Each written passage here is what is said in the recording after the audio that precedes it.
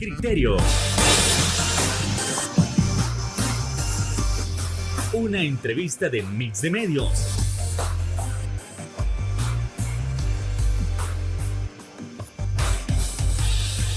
Que aborda frontalmente los problemas de El Salvador con los verdaderos protagonistas y plantea soluciones.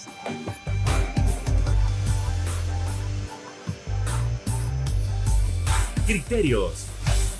Ustedes bienvenidos a Criterios en este 9 de septiembre. ¿Qué tal? ¿Cómo le está pasando? Un gusto que usted nos acompañe para poder abordar esos temas importantes de nación, y ese se nos acerca el 15 de septiembre y entendemos que habrá una serie de marchas por ahí, pero nosotros queremos entender cuáles son las causas de esas marchas, qué es lo que se pretende, qué es lo que se demanda, qué es lo que se está solicitando. Para ello nosotros queremos entrevistar a esta noche y vamos a contar con nuestros invitados especiales. En primer lugar, le damos la bienvenida, siempre del bloque de Resistencia Popular, a Francisco Parada. ¿Qué tal, Francisco? Un gusto. Muchas gracias por la invitación, gracias por el espacio que nos dan para hablar de nuestra posición respecto a la coyuntura nacional. Y también del bloque de Resistencia Popular le damos la bienvenida a Marisela Ramírez. ¿Qué tal? Un gusto. Hola, mucho gusto, un placer poder estar acá, poder compartir con ustedes un poco nuestra lectura y bueno, agradecidas también del espacio para poder hablar sobre la realidad nacional. Un gusto que ustedes nos pueden estar acompañando, así que vámonos rápidamente con esos puntos sobre lo que habrá el próximo 15 de septiembre. A ver, entiendo que ustedes no van a pronunciarse para manifestar la independencia, sino que hay una serie de situaciones que han ocurrido en los últimos tiempos que los motivan para poder unirse y marchar. Sí, bueno, en realidad el 15 de septiembre pues es una gesta histórica, ¿verdad? En 1821 se firma el Acta de Independencia de lo que se conoció posteriormente como la República Federal de Centroamérica o las Provincias Unidas de Centroamérica, ¿verdad? Que se refiere a desligarse del yugo español. Claro que eso significó toda una serie de movilización, de demandas de la población, entre 1811 hasta 1821. Podríamos decir que en ese periodo hubo una serie de movilizaciones que motivaron a que al final se firmara el Acta de Independencia. Incluso el mismo Acta de Independencia dice que antes que el pueblo por sí mismo se independice, pues nosotros hacemos la firma y eso está plasmado en el acta. Ahora, como el surgimiento de la República de El Salvador ya es en 1841, después que se disuelve la República Federal de Centroamérica, hay que tener en cuenta que los ideales de la construcción de la República Federal de Centroamérica, de la República de El Salvador, iban en la lógica de la libertad, claro. Ideales parecidos a los que promovía la Revolución Francesa, ¿verdad? Igualdad, fraternidad, libertad, ¿verdad? Esos valores pues fueron adoptados por el movimiento liberal de aquel momento, y nosotros creemos que es importante en este momento reivindicar esos ideales, los ideales de libertad, los ideales de igualdad, los ideales de fraternidad de la población salvadoreña, para que verdaderamente podamos reivindicar el acto de independencia. Y es en ese sentido que hacemos la invitación a la población salvadoreña a que salga a la calle y denuncie los retrocesos de los cuales hemos sido víctimas en estos últimos años. Porque en este momento, no hay igualdad. En este momento lo que tenemos es toda una dinámica de represión hacia los sectores populares, ¿verdad? Hay un régimen de excepción, hay persecución política, hay diferentes demandas de los diferentes sectores que es importante que se visibilice en este contexto. A ver, estamos hablando de una serie de demandas. Entiendo que son de carácter político, económico y social. A ver, empecemos. A ver, Marisela, si podemos hablar de demandas a nivel económico, ¿de qué podríamos estar hablando? ¿Qué es lo que se le tiene que reclamar al Estado? Bueno, nosotros y nosotras hemos señalado en diferentes posicionamientos que hemos dado que hay un visible deterioro de las condiciones materiales del pueblo, que eso tiene que ver con la situación económica de nuestro país, principalmente porque los últimos indicadores apuntan que la economía está estancada, ¿verdad? Ha crecido muy poco Al principio el gobierno se justificaba por la crisis mundial, la pandemia y esto, que es entendible que varios procesos pasaron un proceso de estancamiento por este giro, digamos, pero que ha pasado ya 3 años de la pandemia y no vemos que El Salvador en sus indicadores económicos pueda visibilizar, por ejemplo, una dinamización de su economía. Y esto también responde, por supuesto, a la política del gobierno en relación al incentivo para la producción nacional. Hemos visto una política por parte del gobierno de importación de alimentos a altos costos que generan, digamos, una situación de precarización de las condiciones materiales de quienes producen la tierra. Estamos hablando de campesinas y campesinos, ¿verdad? Al el gobierno no invertir en la producción nacional e importar alimentos, lo que hace es estancar este sector, que es el que debería sostener en todo caso por lo menos los alimentos principales de consumo que tenemos en el país, que son el frijol y el maíz. Y lo que hemos tenido a partir de los reportes de diversas organizaciones campesinas es precisamente un déficit de la producción de maíz y de frijoles. Eso por un lado, pero por otro lado también tenemos una condición de la inversión, por ejemplo, social en el país, que es muy baja. Hemos visto este presupuesto 2025 reducido de los 16 ministerios que conforman, digamos, el Estado salvadoreño, el Ejecutivo. Hemos visto un recorte en 15 de esos ministerios, golpeando directamente, por ejemplo, el sector salud, al sector educación, a las mujeres que habían tenido una política en los años anteriores al gobierno de Bukele de garantía y beneficios de derechos en el plano, no solo nos referimos social, sino desarrollo económico, y que ahora ha habido un recorte severo a esto. Y el tema, lo preocupante acá, es que en el plano económico no tenemos inversión social, pero sí estamos adquiriendo deuda en el exterior, ¿verdad? Estábamos revisando algunos datos justamente y vemos que solo en el gobierno de Bukele la deuda ha pasado de más o menos 19.000 millones que la dejó el gobierno anterior a Bukele, y ahora está en 30.000 millones. Y eso significa un aumento de la deuda exterior de más del 90%. Es decir, de cada $10 que recoge el gobierno, tiene que pagar $9 en deuda.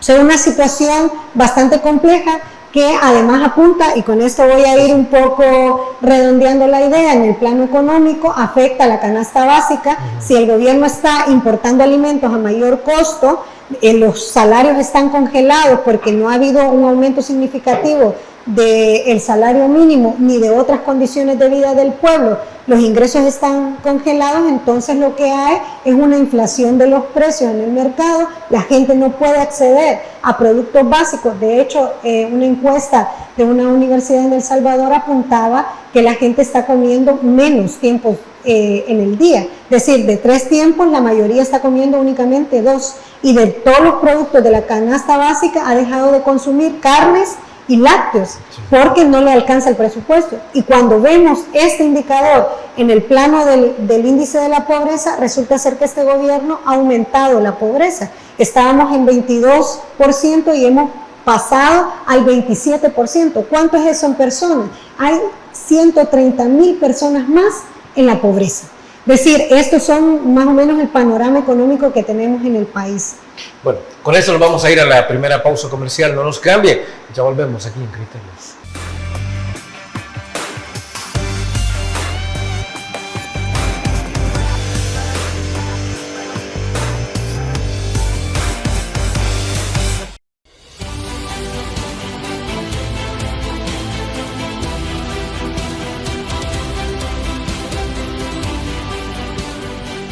Nuestro compromiso, nuestra pasión, son algunas de las cosas que nos caracterizan como salvadoreños. Farmacia La Buena, la farmacia de todos.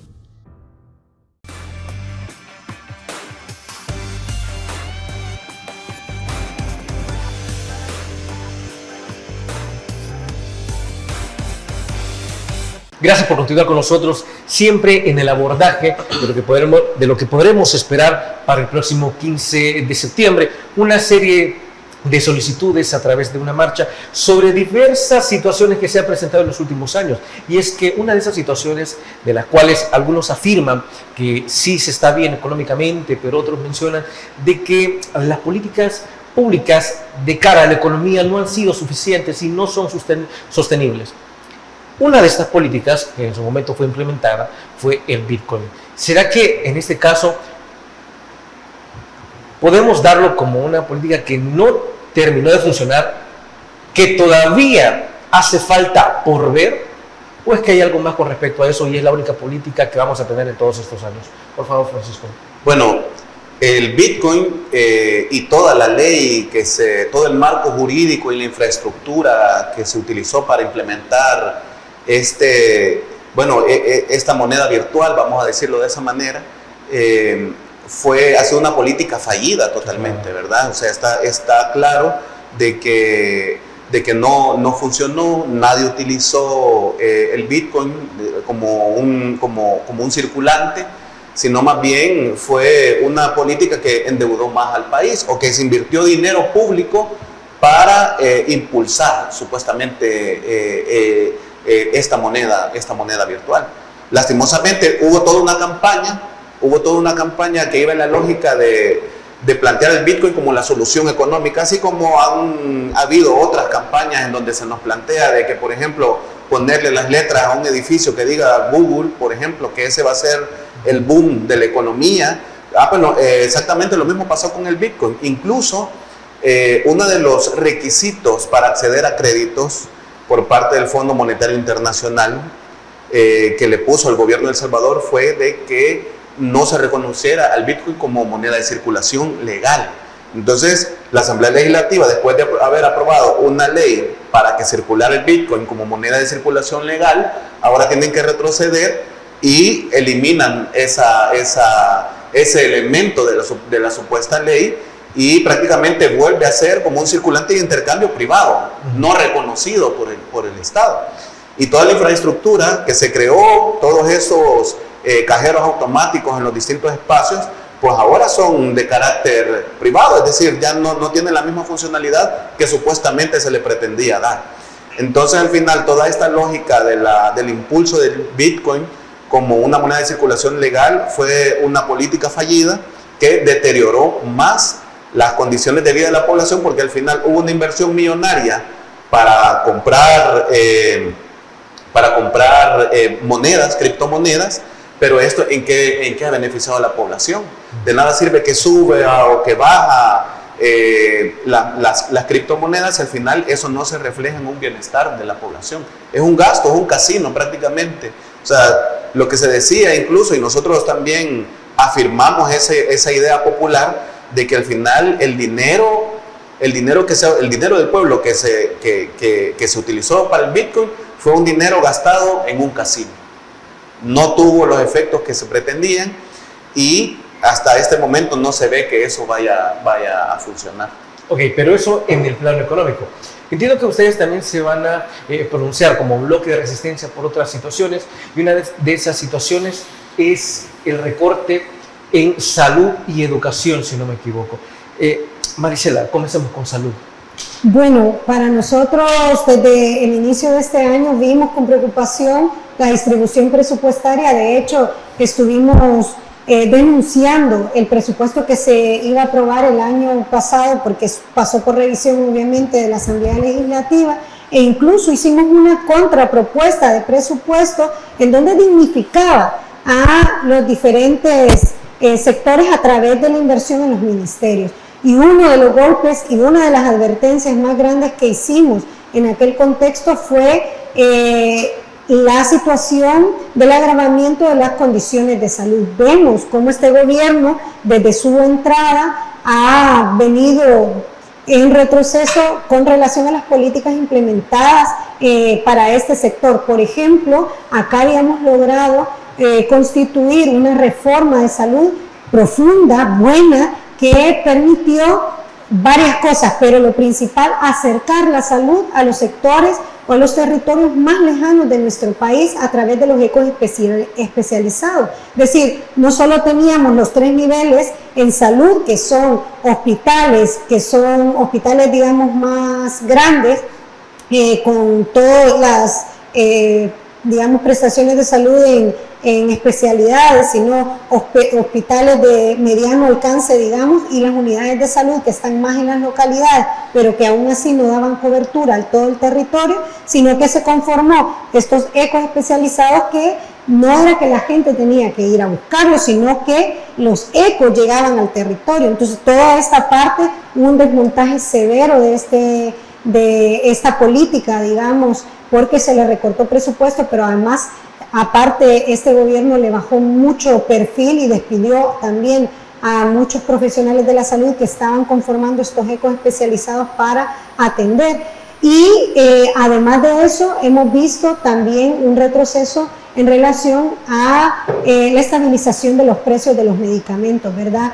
Antes había una ley de medicamentos que permitía regular toda la especulación que las empresas privadas o las droguerías establecían para el negocio de la farmacéutica, y con este gobierno hemos visto cómo esa ley no se está aplicando, no vemos que hay una regulación de los precios y el acceso a los medicamentos, y lo peor de todo no es ni siquiera que no estén regulando los medicamentos, sino que en el servicio público tampoco el gobierno tiene capacidad de abastecer con medicamentos a los diferentes niveles de atención en salud.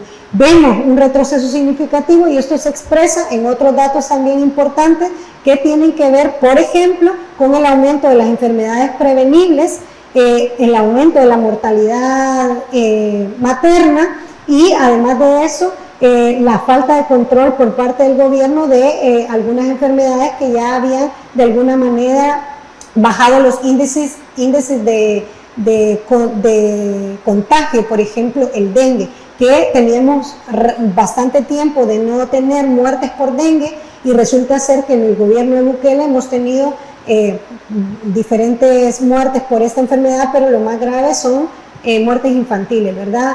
Hay 3 casos reportados. Es decir, las condiciones de salud del pueblo salvadoreño están determinadas por la política implementada por el mismo, y ahora hemos visto cómo se ha ido reduciendo la posibilidad para que los sectores populares, que antes llegaba la atención médica a su localidad, puedan acceder a este beneficio de salud.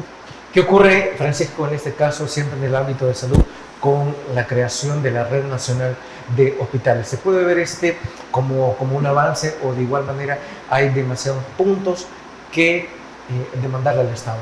Bueno, incluso muchos doctores han denunciado toda una dinámica de privatización y centralización del sistema de salud, ¿verdad? Que ahora va a estar controlado prácticamente por el Ejecutivo, todas estas redes de hospitales, incluidos los hospitales del Seguro Social, ¿verdad? Que es una situación bastante grave, porque al final a todos los trabajadores, las trabajadoras, pues se les descuenta un porcentaje para poder cubrir el seguro social. Sin embargo, lo que hemos visto en este contexto, primero un endeudamiento, si ustedes se recuerdan, en el 2020, en el contexto de la pandemia, el Ejecutivo tomó 25 millones del Seguro Social en calidad de préstamos, y esto dejó de financiado prácticamente al sistema de salud del Seguro Social. Todo eso pues no se ha repuesto y ha dejado al Seguro Social en una situación bastante compleja.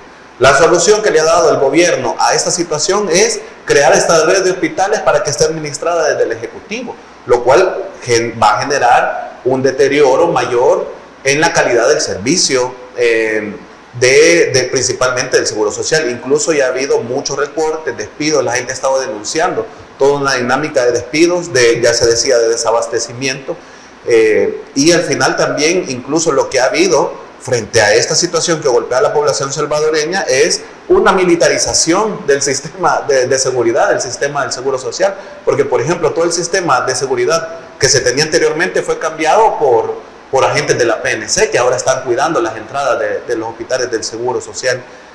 Al final nosotros creemos que esta ley sobre las redes de hospitales es una situación que al final va a terminar deteriorando más la calidad de salud y golpeando a los derechohabientes y a los empleados también del sistema de salud público. Incluso hubo una noticia hace algunos días sobre la renuncia masiva de especialistas del Hospital Rosales. 40 doctores y doctoras han depuesto su cargo, han renunciado, porque las condiciones que se avecinan son condiciones que van a generar un mayor carga, mayor peso, mayor incluso represión y control hacia el sistema de salud pública, ¿verdad? Y decir también que, por ejemplo, los estudiantes de medicina, de doctorado en medicina, se van a ver afectados con esta ley, ¿verdad? Porque prácticamente los están obligando a que sus prácticas sean más prolongadas, no sean remuneradas y que sea un requisito para graduarse. Están obligando a entregar su fuerza de trabajo, sus conocimientos sin ningún tipo de remuneración. Eso con el ámbito de salud, pero ¿qué ocurre en el ámbito político? Hay que analizarlo, pero no sin antes irnos a nuestra siguiente pausa comercial.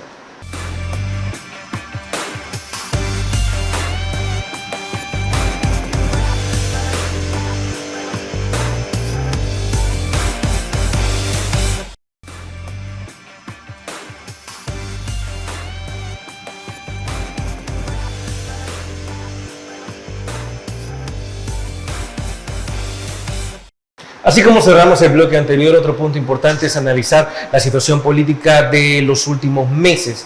Y es que se han dado cambios significativos a nivel de las municipalidades y también a nivel de las reformas constitucionales. Pero realmente hay que preguntarnos, para tener un criterio propio, si estas reformas han beneficiado meramente a la ciudadanía o de verdad hay que reclamar porque no se han hecho los debidos procesos. Por favor, Marisela. Bueno, sí, en el tema político, nosotras hemos venido señalando un severo retroceso. Vemos cómo ha habido una violación flagrante de la Constitución salvadoreña. Aquí en diversos momentos hemos señalado esa violación. Podemos incluso desde el inicio del gobierno señalar momentos específicos. Por ejemplo, la militarización de la Asamblea Legislativa en febrero del 2020, que fue una amenaza total y rotunda, porque en aquel momento el régimen no controlaba la Asamblea, ¿verdad? Entonces, eso es como un elemento violatorio de la Constitución salvadoreña, pero además de eso, hemos visto cómo han venido modificándose diversas leyes en nuestro país que no están apegadas a derecho. Por ejemplo, cuando logra tener el control total de la Asamblea Legislativa, de forma arbitraria e ilegal, destituye al fiscal que tenía abierto como 17 casos de corrupción en contra de funcionarios públicos del actual gobierno, y además de eso destituyen de manera ilegal a la Sala de lo Constitucional e imponen también de manera ilegal un nuevo fiscal y una nueva Sala de lo Constitucional, que esta Sala de lo Constitucional iba a abrir paso a otra ilegalidad, y era la validación de la candidatura de la reelección de Bukele, ¿verdad?, el presidente de facto. Entonces, esos como algunos elementos violatorios de la Constitución, pero además en el marco de las elecciones municipales y legislativas anteriores hubo una reforma de la circunscripción, es decir, de la distribución territorial en nuestro país a la mitad del proceso ya iniciado, es decir, ya estaban inscritos diferentes candidatos para los municipios, los 216 municipios que antes existían en nuestro país, y a la mitad del proceso el gobierno dice no, ¿verdad? Y digo el gobierno porque no fue el botón lo apretaron los representantes en la asamblea, pero la decisión la tomó Bukele, ¿verdad? Y cambian toda esta distribución territorial y obligan a los partidos a adaptarse a esta nueva ley. También una reforma a la ley del voto en el exterior que permitió un sinfín de arbitrariedades que fueron denunciadas en diferentes momentos, y también hubo una reforma a la mitad del proceso del sistema de conteo de votos que le daba gran ventaja al partido oficialista. Entonces, fueron una serie de ilegalidades cometidas en ese contexto que definitivamente violan total la total, digamos, bases democráticas que habíamos logrado constituir en nuestro país, y ahora tenemos una serie de reformas también que recientemente se han aplicado, que se suman a estas arbitrariedades, que tiene que ver también con la ampliación del periodo presidencial, que tiene que ver con la reelección indefinida de esta persona, es decir, apunta a que el presidente quiere enquistarse en el control de las instituciones del Estado para profundizar su proyecto político, que es un proyecto político de muerte para las grandes mayorías. Es decir, se ha quedado demostrado con el aumento de la pobreza, con el deterioro de la salud, con el deterioro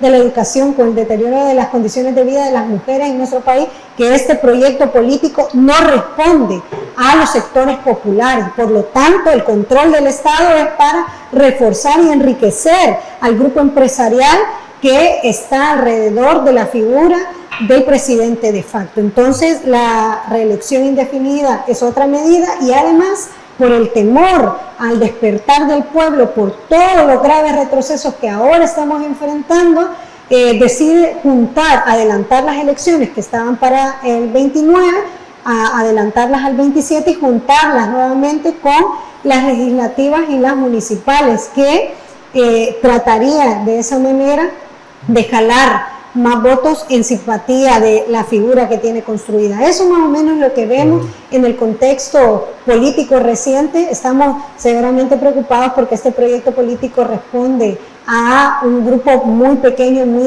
reducido, para el enriquecimiento ilícito, hay que decirlo, por los indicios de corrupción señalados en diferentes instancias que ha hecho este gobierno y en deterioro de las grandes mayorías.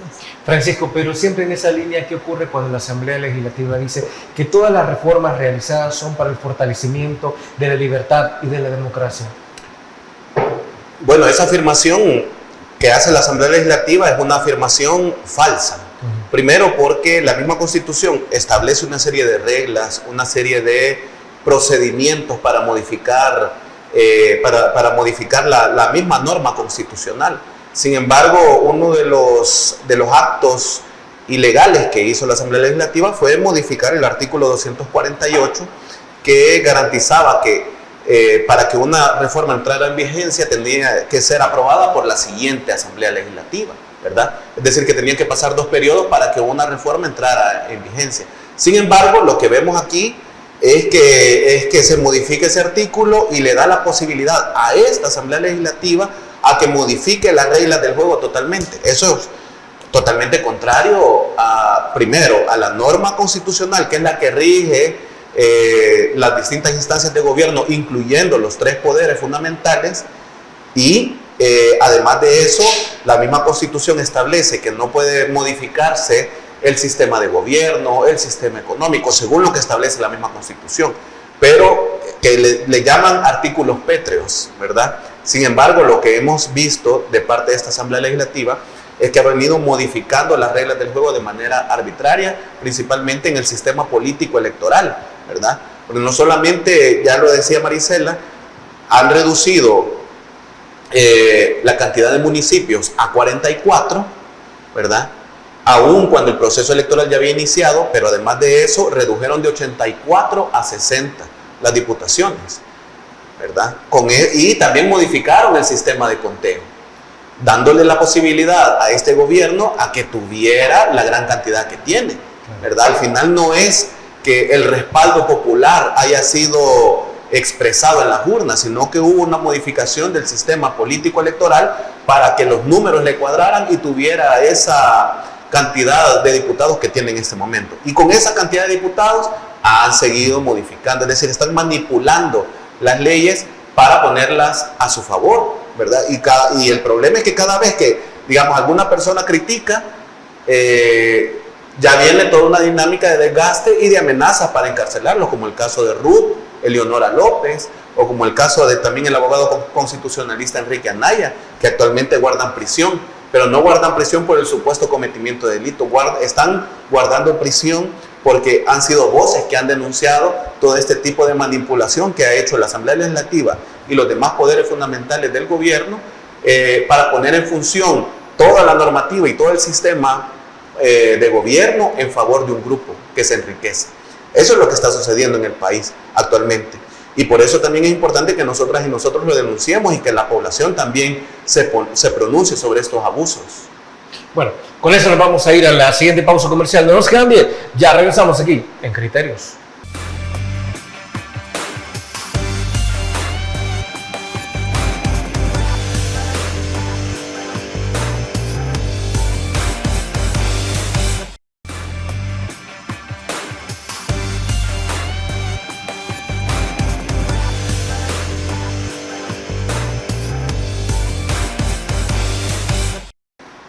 Otro de los puntos acontecidos en estos últimos meses, mucho se dice que es sobre la libertad de expresión y también sobre la persecución hacia algunas personas que han venido denunciando ciertas irregularidades estatales. Ahora, muchos dicen que la libertad de expresión pues siempre ha habido, que no hay ninguna persecución, pero si este es un punto por el cual el próximo 15 de septiembre habrá una marcha, pues también hay que desarrollarlo, hay que analizarlo. Por favor, Maricela. Sí, bueno, nosotras estamos tomando como referencia este 15 de septiembre para poder levantar nuestras voces en función de lo que hemos estado hablando ahora en la entrevista, ¿verdad? Vemos una serie de retrocesos significativos y sobre todo una preocupación alarmante en el tema de la persecución política. Ya lo mencionaba Fran. Tenemos casos tan emblemáticos como el de Ruth, como el de Enrique Anaya, pero también tenemos otros casos que se han venido acumulando en este proceso de persecución política, como nuestro compañero Fidel Zavala, que fue vocero valiente para denunciar las torturas que se estaban dando dentro de los centros penitenciarios y las muertes, los asesinatos provocados por agentes de seguridad de los centros penitenciarios. Asimismo, toda la gente que acompañó este proceso de defensa de la tierra por el cual fue incriminado Fidel, que es la comunidad La Floresta. Hay 23 personas capturadas, referentes, líderes comunitarios, que no podemos decir que están igualmente siendo procesados por un delito, sino por el pecado de defender un territorio donde vivir y porque además estaban acompañados de un referente como Fidel Zavala, es decir, como presos políticos también en este sentido. También hablar sobre Alejandro Enríquez, sobre el pastor José Ángel, que fueron también víctimas de una política de persecución y de represión que está implementando este gobierno. Y por supuesto no podemos dejar fuera de esta lista a los compañeros de la Alianza Nacional en Paz, que fueron también voceros, que levantaron la bandera por la justicia y la libertad, que es lo que queremos reivindicar este 15 de septiembre, ¿verdad? Y otras cientos de personas que también han sido procesadas de manera arbitraria, ilegal, siendo juzgadas sin tener delitos reales o pruebas reales para enfrentar, digamos, a la justicia salvadoreña con la implementación de un régimen de excepción que lo que está reafirmando es la criminalización de las juventudes, de la pobreza y además la criminalización de las comunidades que históricamente han sido comunidades que han luchado para defender la democracia, la paz, la libertad y la soberanía de los pueblos. Entonces, este 15 de septiembre es retomar ese estandarte de la libertad.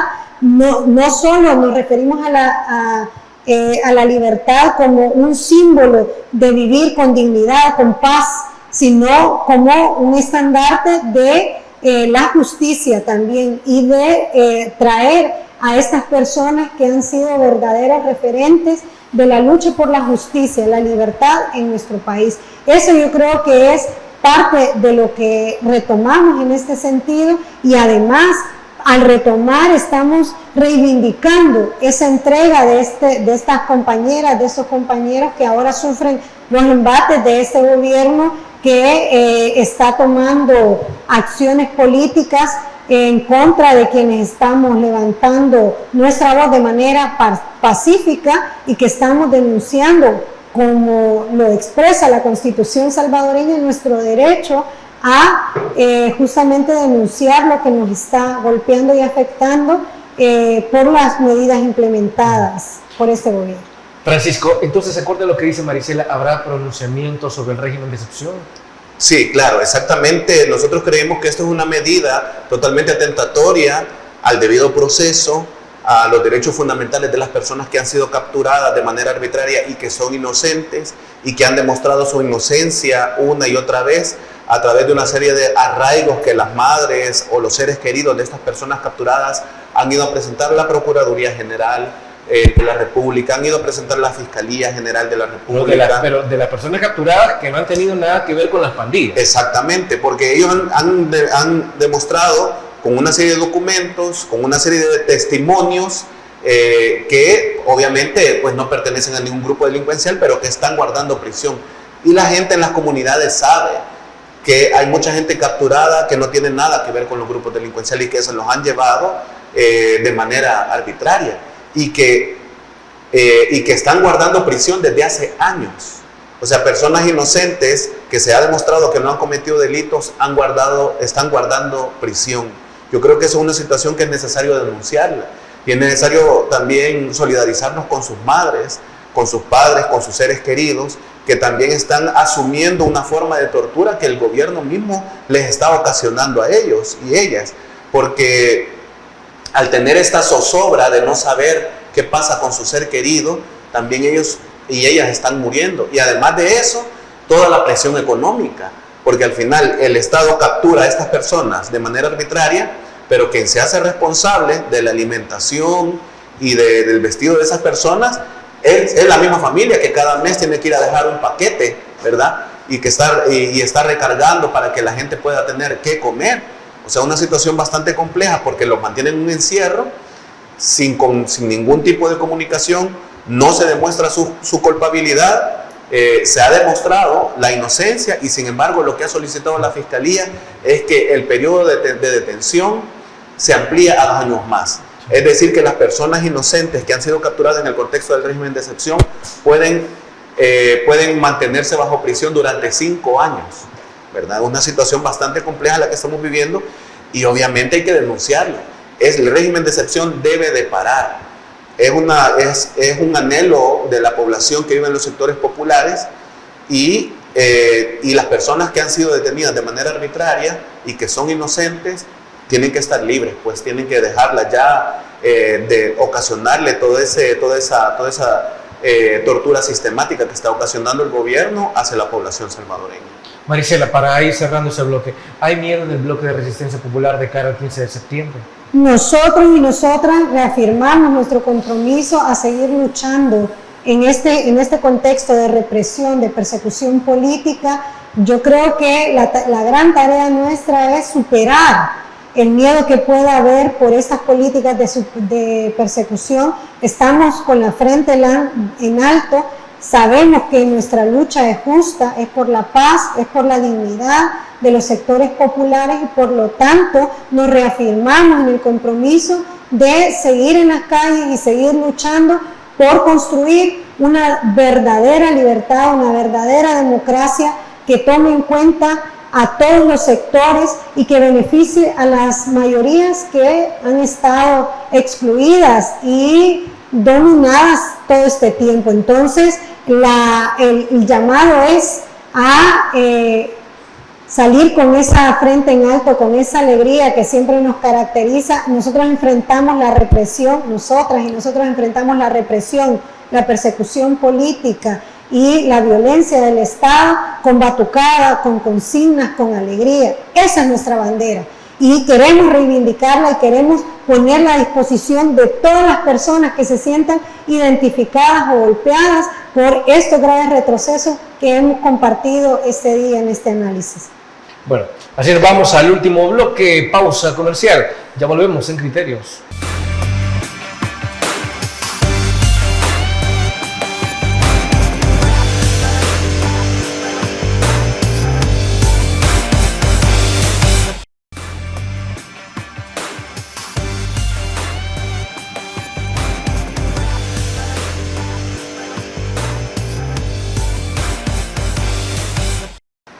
Y ese como último punto, ya que hablamos del bloque de resistencia popular, ¿será como tal que tienen apoyo de distintos sectores rumbo a este 15 de septiembre? Por favor, Francisco. Bueno, el bloque está conformado por 34 organizaciones de diferentes sectores. Organizaciones sindicales, organizaciones comunitarias, organizaciones estudiantiles, organizaciones de veteranos, organizaciones cooperativas y bueno, muchos otros sectores más que han definido marchar este 15 de septiembre, ¿verdad? Al final, pues nuestro planteamiento abarca todas estas denuncias que hemos hecho en este programa y otras muchas más que las vamos a denunciar este 15 de septiembre y estamos seguros de que esta va a ser una movilización que logre sintetizar las denuncias de toda la población salvadoreña, de la gran mayoría de la población salvadoreña, y pues también aprovechamos para hacerle la invitación a todas aquellas personas que no están organizadas, pero que se sienten indignados e indignadas por la situación que estamos viviendo, que nos acompañen. Este es el momento, hay que salir a la calle, hay que llevar un cartel, hay que decir qué es lo que está pasando en nuestra comunidad, qué le está pasando a nuestra familia, cómo se ha deteriorado las condiciones de vida en estos últimos años y exigirle al gobierno que esa situación pues debe de cambiar, ¿verdad? Exigirle al gobierno que es importante que restablezca toda la dinámica de programas sociales que se ha venido cerrando en estos últimos años y que también deje de cometer ilegalidades como las capturas arbitrarias, etcétera, entre otras muchas cosas más. Entonces, hacemos la invitación, todos los sectores del bloque, las 34 organizaciones, vamos a movilizarnos. También sabemos que hay otros sectores que están convocando, otros agrupamientos también que lo están haciendo. Y este día, el 15 de septiembre, creemos que la única forma también de reivindicar el civismo es a través de que la población con sus demandas salga a las calles, así como lo hicieron la población de El Salvador en aquel 5 de noviembre de 1811, ¿verdad? Y posteriormente en las movilizaciones que hubo, que posteriormente terminaron en la firma del Acta de Independencia. Al final no fue un hecho aislado la firma del acta, fue el resultado de la lucha y de la demanda de distintos sectores. Ahora también nosotros tenemos que contribuir a la conformación de una patria con justicia, con igualdad, con equidad, con nuestra demanda y con nuestras voces. Marisela, ¿dónde será el punto de reunión y la hora? Bueno, nos vamos a encontrar frente al Hospital Rosales. Vamos a estar ahí desde las 8 de la mañana. Hacemos la invitación reafirmamos la invitación más bien para que el pueblo se acerque y que podamos construir una patria con justicia, con verdad y con dignidad, y reafirmar un poco que no hay patria con violación de derechos humanos, no hay patria con despidos, no hay patria con campesinos y campesinas sin tierra, no hay patria sin universidades, sin educación pública gratuita y de calidad, no hay patria si no levantamos las voces por la verdadera justicia y libertad de nuestro pueblo salvadoreño. Así que vamos todas y todos a marchar, a luchar para poder tener una patria verdadera. Francisco, recomendaciones finales para las personas que deseen acompañarnos. Bueno, que lleven mucha agua, hay que hidratarse, ¿verdad? Que vayan con alegría, con felicidad, que lleven su cartel de denuncia. Al final, nosotros creemos que esta acción de denuncia también debe de generarnos a todos y todas la motivación de seguir organizándonos y fortaleciendo nuestros colectivos en los diferentes espacios. Creemos que solo la organización de toda la gente va a poder cambiar la situación que tenemos actualmente en nuestro país, ¿verdad? Y la recomendación es que vayamos con todo el ánimo de denunciar lo que está sucediendo en El Salvador. Y desde luego entiendo que ambos esperan que no haya algún intento de boicot como se ha realizado en años anteriores, que de repente alguien misterioso por ahí aparece con camisas de partidos políticos tradicionales. Sí. Al menos eso se espera que no suceda. Sí, no. O sea, no esperamos que eso suceda. Y bueno, además también hay toda una lógica de coordinación de seguridad de los diferentes colectivos que forman parte de la movilización. Están pendientes de eso, ¿no? Sí, totalmente. Nosotras hemos estado en diversas reuniones para poder coordinar el tema de la seguridad. Vamos a procurar que la gente que vaya ahí pueda sentirse lo más tranquila posible, a tratar de evitar a esta gente que provoca para intentar desestabilizar esta movilización, o también que en aquel momento fue utilizada incluso para acusar a el movimiento social de violento, ¿verdad? Nuestra marcha va a ser totalmente pacífica, seguimos reafirmando esto, estamos en nuestro pleno derecho reconocido en la Constitución salvadoreña de poder expresar nuestras demandas, por lo menos todavía nuestras demandas, nuestras exigencias, y lo vamos a hacer, reafirmo esta idea, desde la alegría, desde una actitud pacífica, y por lo tanto cualquier persona que se movilice agresivamente o tratando de provocar a la gente que va a estar participando en esta movilización, vamos a tratar de alejarla del espacio para que no haya ningún inconveniente. Entonces, sí, tenemos preparativos, ya tenemos el dispositivo de seguridad, tenemos también las condiciones previstas sobre el recorrido que vamos a tener, el colorido, las consignas, y les esperamos este 15 de septiembre. Bueno, desde luego el mejor de los éxitos para ambos, así que hemos llegado al final del criterio. Francisco Parada, ha sido un placer. Muchas gracias por la invitación y estamos a la orden. Maricela Ramírez, un honor. Un placer, de verdad, gracias a Criterios por abrirnos este espacio y poder hablar sobre este 15 de septiembre. Un verdadero gusto. Amigos y amigas televidentes, gracias por habernos sintonizado una vez más. Recuerden, el criterio más importante lo tienen ustedes. Descansen. Feliz noche. Criterio. Una entrevista de Mix de Medios.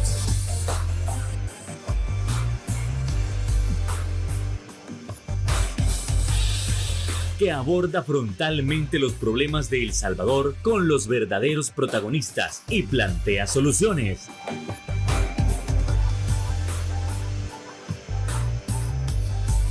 Criterios.